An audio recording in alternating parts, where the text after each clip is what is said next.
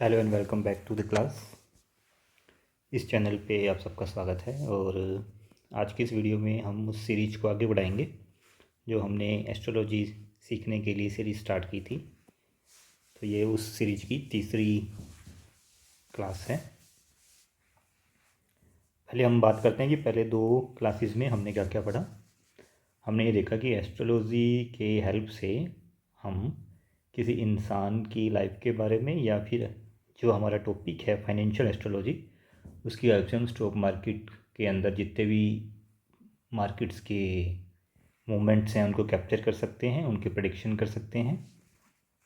तो उसको सीखने के लिए सबसे पहले हमने 12 राशियों की बात की थी, यानी टोटल जो हमने पढ़ी थी 12 साइन थे।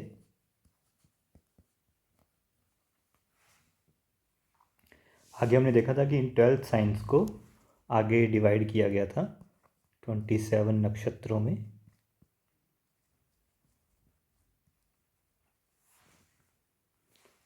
सेकंड क्लास में हमने इन 27 नक्षत्रों को पूरे डिटेल से देखा था कि कौन कौन से नक्षत्र होते हैं, किसका कौन लॉर्ड होता है, किसकी क्या डिग्री होती है। तो अगर हम इन नक्षत्रों की बात करें, 27 जो नक्षत्र हैं इसमें जो एक राशि आती है, यानी कि ये जो 12 राशियां हैं, इन 12 राशियों को आगे 27 नक्षत्रों में बांटा गया है। जो ये एक राशि है, इस एक राशि में टोटल कितनी डिग्री मानी जाती हैं? 30 डिग्री। और अगर हम बात करें कि इस एक राशि में कितने नक्षत्र आते हैं, तो वो नक्षत्र आते हैं 2.25 नक्षत्र, यानी एक राशि में 2.25 नक्षत्र आते हैं। तो अगर हम डिग्री वाइज देखें कि 30 डिग्री की अगर एक राशि होती है तो नक्षत्र कितने आ सकते हैं इस डिग्री में? तो 2.25 नक्षत्र आ सकते हैं। तो अगर इन 2.25 नक्षत्रों में से हम डिग्री निकालना चाहें तो प्रत्येक नक्षत्र जो है, यानी कि एक नक्षत्र की अगर आप डिग्री देखेंगे तो वो होती है 13 डिग्री और 20 मिनट। इस तरह से एक राशि में 2.25 नक्षत्र आते हैं, 2 नक्षत्र कंप्लीट आते हैं और थर्ड नक्षत्र का एक पद आता होता है। फिर हमने आगे देखा था कि ये जो नक्षत्र हैं, एक जो नक्षत्र माना जाता है 13 डिग्री और 20 मिनट का माना जाता है, इसको आगे 4 चरणों में, 4 पदों में बांट दिया जाता है। और वो जो पद बनता है 4 चरणों में जो बांटा है, उसमें से 13 डिग्री 20 मिनट के अगर 4 हिस्से करेंगे तो प्रत्येक जो चरण आएगा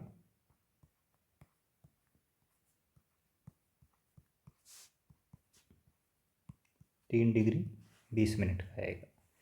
यानी कहने का मतलब हुआ कि एक राशि के अंदर जो 30 डिग्री होती हैं उसमें पहला नक्षत्र कंप्लीट आएगा 13 डिग्री 20 मिनट का, सेकंड नक्षत्र भी कंप्लीट आएगा 13 डिग्री 20 मिनट का, और जो तीसरा नक्षत्र का फर्स्ट चरण होगा 3 डिग्री 20 मिनट का, वो इसमें आएगा।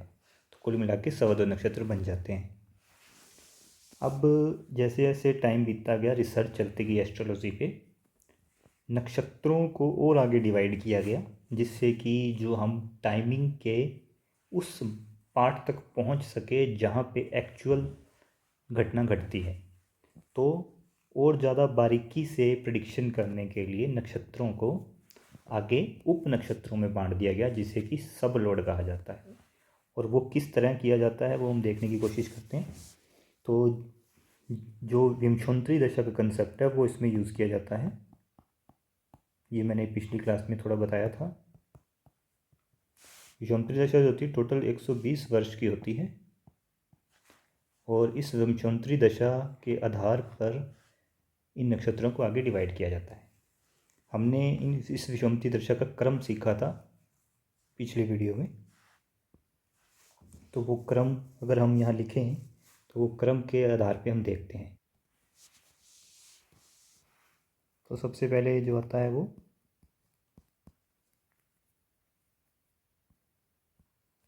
Ketu,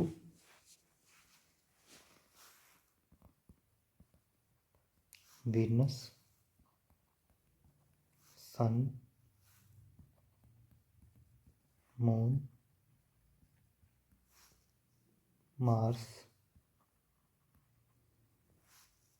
Rahu, Jupiter, Saturn, Mercury, यानी जो टोटल 120 ईयर की विषुवंतरी दशा है उसका ये क्रम होता है। Ketu, Venus, Sun, Moon, Mars, Rahu, Jupiter, Saturn और मरकरी। अब इस 120 सालों को इन प्लैनेट्स को बांटा गया है। किस प्लैनेट के कितने साल की जो दशा होती है वो हम देखने की कोशिश करते हैं। ये भी शायद मैंने लास्ट वीडियो में आपको बता दिया था, तो दोबारा समझने की कोशिश करते हैं। तो केतु को जो मिले हुए हैं वो मिले हुए हैं 7 ईयर्स। वीनस को जो मिले हुए हैं, केतु को 7 ईयर्स हैं, वीनस को मिले हुए हैं 20 ईयर्स। उसके बाद अगर हम सन की बात करें तो सन को मिले हुए हैं 6 ईयर्स। देन अगर हम मून की बात करें तो मून को मिले हुए हैं 10 ईयर्स। देन अगर हम मार्स की बात करें तो मार्स को मिले हुए हैं 7 ईयर्स। राहु की बात करें तो राहु को मिले हुए हैं 18 ईयर्स। और अगर हम जुपिटर की बात करें तो जुपिटर को मिले हुए हैं 16 ईयर्स। देन अगर हम सैटर्न की बात करें तो सैटर्न को मिले हुए हैं 19 ईयर्स। और लास्ट में अगर हम मरकरी की बात करें तो मरकरी को मिले हुए हैं 17 ईयर्स। तो अगर हम इन सबको जोड़ते हैं तो इसका टोटल आ जाएगा 120 ईयर्स। अब ये जो विषुवंतरी दशा है इसके आधार पर नक्षत्र को आगे सब डिवाइड किया गया है उप नक्षत्रों में। यानी कि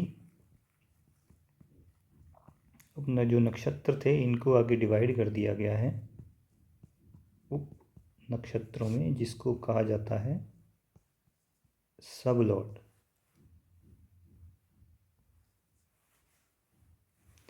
ये किस तरह से किया जाता है, यानी कि इसको कितना टाइम मिलता है, तो वो हम देखने की कोशिश करते हैं। अभी हमने देखा था पिछले पेज में कि जो एक नक्षत्र है ये 13 डिग्री और 20 मिनट का रहता है, यानी 13 डिग्री और 20 मिनट के बाद एक नक्षत्र चेंज हो जाता है। तो ये 13 डिग्री और 20 मिनट जो था ये क्या था, ये इसकी टाइम पीरियड था। 1 डिग्री में 60 मिनट होते हैं, तो 13 डिग्री को अगर हम मिनट्स में बदल देंगे तो ये आ जाएगा 13 छक 78, यानी कि 780 मिनट, और 20 मिनट्स और थे तो टोटल हो गया 800 मिनट्स। तो एक नक्षत्र का जो टाइम रहता है वो रहता है 800 मिनट्स का।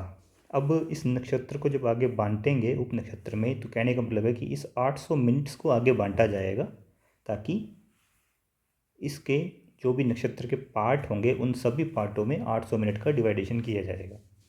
तो वो पार्ट किस तरह से किए जाते हैं, तो जो भी नक्षत्र को आप बांट रहे हैं, जैसे मानते हैं कि उसका नक्षत्र स्वामी अगर केतु है और उस नक्षत्र को अगर आप आगे उप नक्षत्रों में बांटा जा रहा है, तो कितने उप नक्षत्र बनेंगे।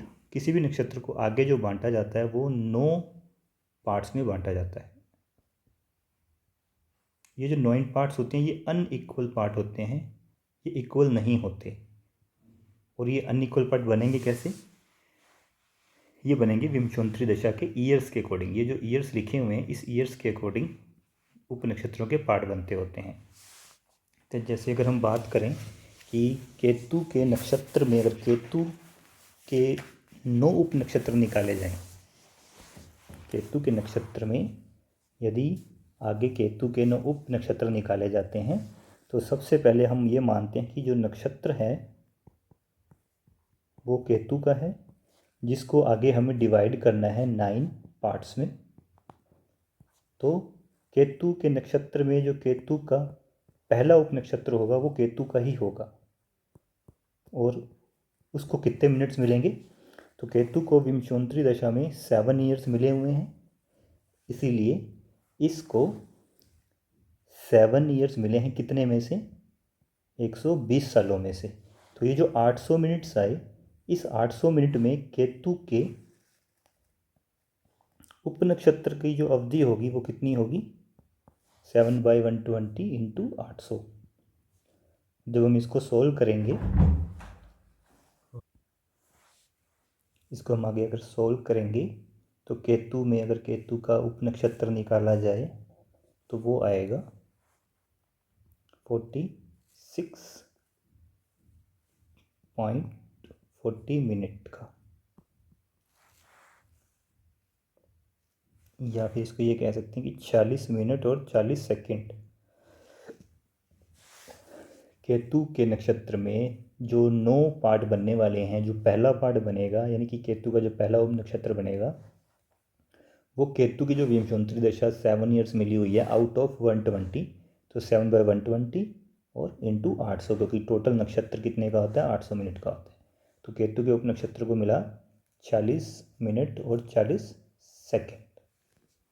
उसके बाद अगर हम केतु के बाद वीनस की बात करें, क्योंकि केतु के बाद दूसरा नंबर वीनस का आता है, तो अगर हम वीनस की बात करें कि वीनस को कितना टाइम मिलने वाला है, तो वीनस की जो विंशोत्तरी दशा में ईयर्स हैं 20/120, यानी टोटल 120 सालों में से वीनस को 20 मिले हुए हैं, तो यानी 800 मिनट में से 20/120वां हिस्सा वीनस के सब लोड को, यानी जो वीनस का उप नक्षत्र बनने वाला है उसको मिलने वाले हैं।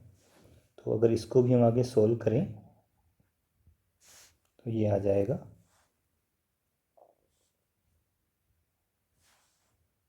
133.33 मिनट।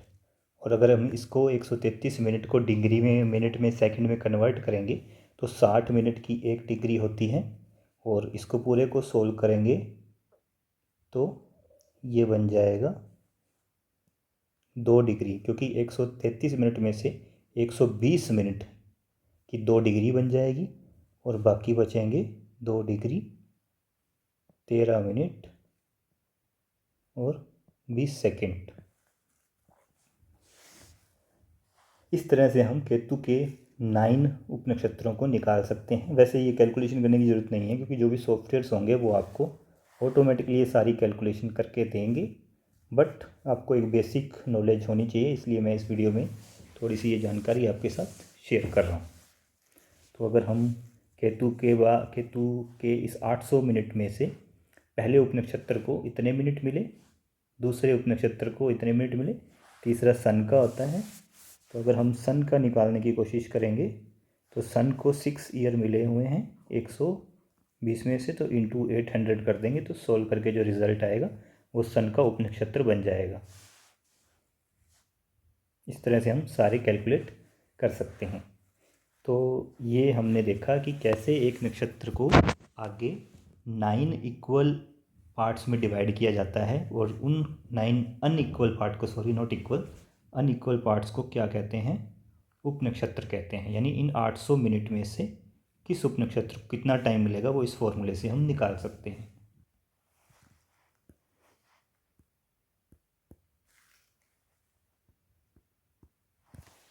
ये जो सारी कैलकुलेशन हमने की, यानी नक्षत्र को आगे उप नक्षत्रों में डिवाइड करने वाला जो काम किया, ये श्री कृष्णमूर्ति जी ने किया था, जो कि केपी एस्ट्रोलॉजी के नाम से जानी जाती है। केपी एस्ट्रोलॉजी में यही है कि नक्षत्र जो हैं उनको आगे 9 उप नक्षत्रों में डिवाइड किया गया, और उसके आधार पे प्रेडिक्शन की जाती है। तो ये सारा हम केपी एस्ट्रोलॉजी में आगे डिटेल से पढ़ने वाले हैं, किस तरह से नक्षत्रों को आगे उप नक्षत्रों में बांट के उप नक्षत्रों के आधार पर प्रेडिक्शन की जाती है। फिर जैसे जैसे थोड़ा और टाइम बीता और ज़्यादा रिसर्च की गई, तो रिसर्च करने के बाद इस केपी एस्ट्रोलॉजी में भी कुछ जो कमियां थी उनको दूर करने के लिए एक और विद्वान आए, और उन विद्वान ने क्या किया, इन नक्षत्रों को आगे उप नक्षत्रों में जो बांटा हुआ था, इन उप नक्षत्रों को आगे और बांट दिया। यानी कि केपी के अंदर नक्षत्रों को उप नक्षत्रों में डिवाइड किया गया, और जो उप नक्षत्र निकल के आए थे इन उप नक्षत्रों को आगे उप नक्षत्र में डिवाइड कर दिया गया, जिसे कि सब लोड कहते हैं। और वो जो एस्ट्रोलॉजी है वो पस्पल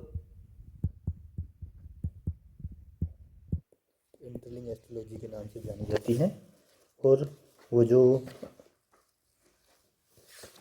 विद्वान थे जिन्होंने ये सारी की सारी कैलकुलेशन करके जो ये नया एक नियम निकाला उप नक्षत्रों का, उनको खुल्लर साहब कहा जाता है, खुल्लर पत्ती भी बोला जाता है, श्रीमान खुल्लर जी।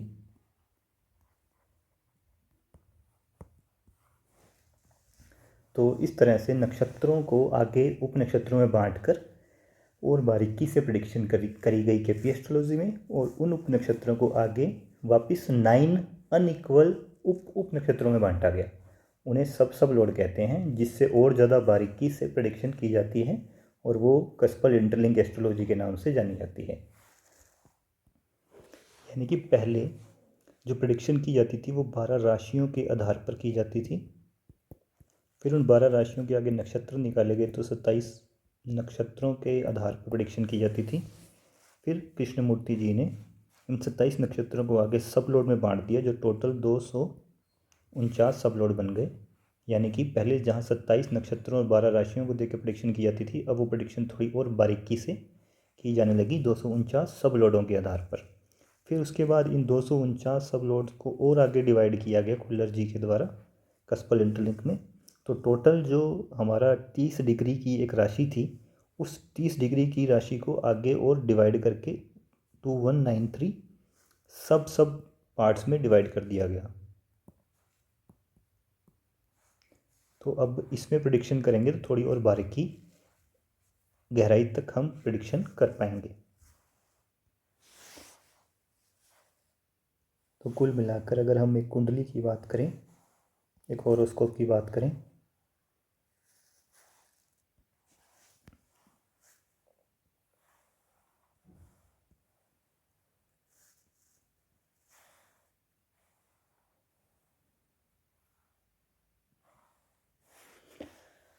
यानी किसी भी जातक की लाइफ की प्रिडिक्शन करनी है या स्टॉक मार्केट की प्रिडिक्शन करनी है, तो ये 12 जो घर हैं, जिसमें हम first house, second house, third, fourth, fifth, sixth, 7, 8, 9, 10, 11 और 12, तो ये 12 हाउसेस।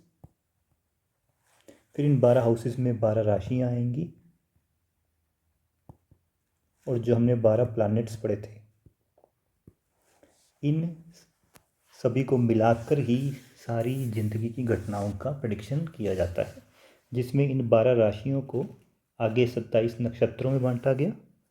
27 नक्षत्रों के बाद 249 सब लोड में बांटा गया, और देन 2193 सब लोड में डिवाइड किया गया, ताकि प्रेडिक्शन को और ज़्यादा गहराई तक जाया जा सके।